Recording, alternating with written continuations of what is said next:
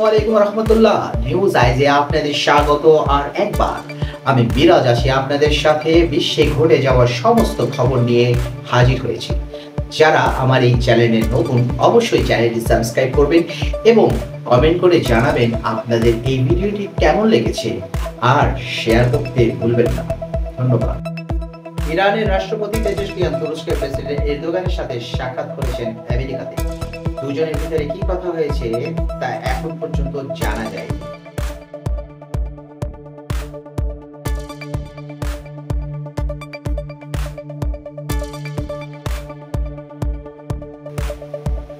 আপনারা এখন যে ছবিটি দেখতে পাচ্ছেন সেটি হচ্ছে জর্ডানের কিং আমেরিকাতে ইউএন এর মিটিং এ ইরানের রাষ্ট্রপতি পেজেশকিয়ানের সাথে ব্রেকের সময় সাক্ষাৎ করে। তারা কথা বলার সময় আরো অনেক দেশের প্রধানরা ছিল এবং তাদের দেখে মনে হচ্ছে তাদের সাথে সুসম্পর্ক রয়েছে, কিন্তু যখনই গাজা এবং লেবাননের যুদ্ধের বিষয়টি আসে কেন জানি তারা একজন আরেকজনকে সাপোর্ট করে না। ওদিকে ইউএন এর সভাপতি অ্যান্টোনিও গুটেরেসের সাথে ইরানের রাষ্ট্রপতি পেজেশকিয়ানের সাক্ষাৎ হয়েছে। গাজার ব্যাপারে তারা আলোচনা করেছে।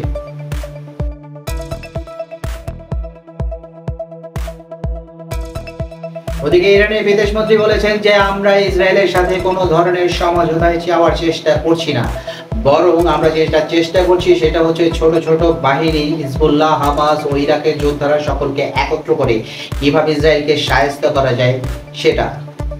এদিকে ইসরায়েল লেবাননের উপর হামলা করছে। এখন পর্যন্ত 558 জনকে হত্যা করেছে, যার ভিতরে অধিকাংশ নারী এবং শিশু। সামনে কয়েক ঘন্টার ভিতরে লেবাননের উপর আরো বেশি এবং ভয়ঙ্করভাবে হামলা করার পরিকল্পনা করছে ইসরায়েলি নেতানিয়াহু এবং হাই লেভেলের মিটিং করছে তাদের ইসরায়েলি বাহিনীর সাথে। এদিকে লেবাননের অবস্থাও গাজার মতো হয়ে যাচ্ছে। কয়েক ঘন্টা আগে ইসরায়েল লেবাননে ভয়ঙ্কর হামলা করে এবং সেখানে 50 জনের বেশি নিহত হয়।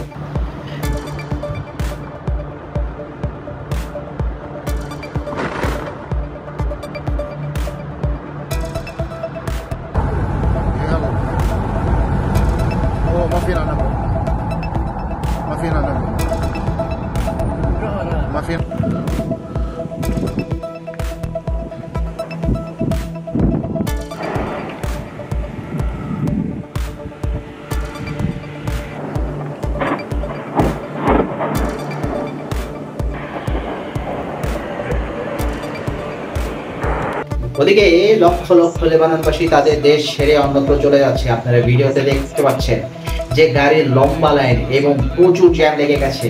কি হতে যাচ্ছে লেবাননবাসীদের আল্লাহই ভালো জানে।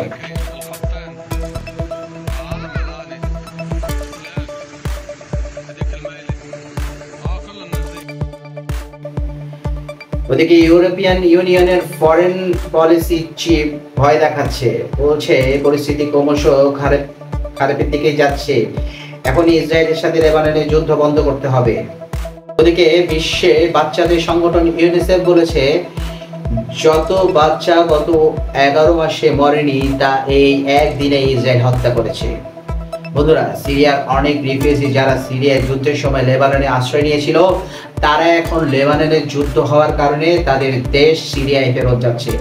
আপনারা ভিডিওতে দেখতে পাচ্ছেন কি পরিমাণ মানুষ এয়ারপোর্টে ভিড় জমিয়েছে। সাউদার্ন লেবাননের অবস্থা এমন হয়েছে যে তারা তাদের ঘর বাড়ি ছেড়ে এখন স্কুলে আশ্রয় নিয়েছে। বন্ধুরা, লেবাননে পুরোপুরিভাবে গাজায় পরিণত হয়ে যাচ্ছে। লেবাননে মেডিকেলে কর্মরত একজন কর্মী তিনি কাজ করার সময় খেয়াল করলেন যে অনেক লাশের ভিতরে একটি লাশ তার আপন বোনের। কি পরিস্থিতি সৃষ্টি হয়েছে আপনারাই দেখুন।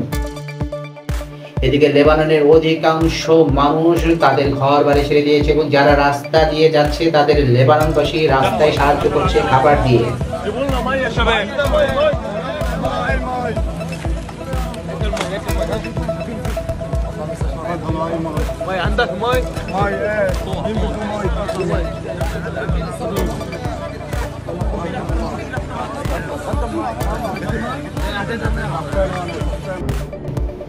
এদিকে ভয়ঙ্কর বোমা হামলা হওয়ার পরও লেবাননের হিজবুল্লাহ পাল্টা প্রতিশোধ হিসেবে অসংখ্য মিসাইল ইসরায়েলের দিকে ছুড়েছে। তার অধিকাংশ ইসরায়েলের আয়রন ডোম ধ্বংস করে দিয়েছে, কিন্তু যেগুলো ধ্বংস করতে পারেনি সেগুলো ইসরায়েলি ইহুদিদের ঘরবাড়িতে যে আঘাত করেছে এবং কি পরিমাণ ক্ষয়ক্ষতি হয়েছে আপনারা এই ভিডিওতেই দেখতে পাচ্ছেন।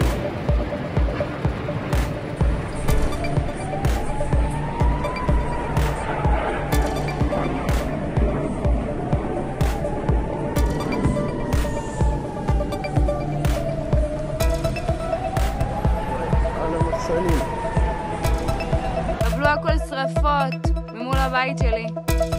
תסתכלו, מטורף.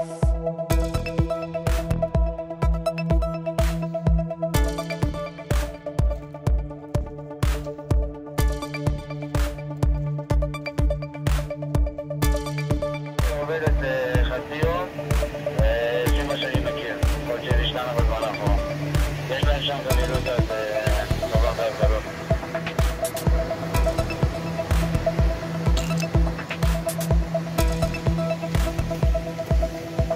בסדר, תודה.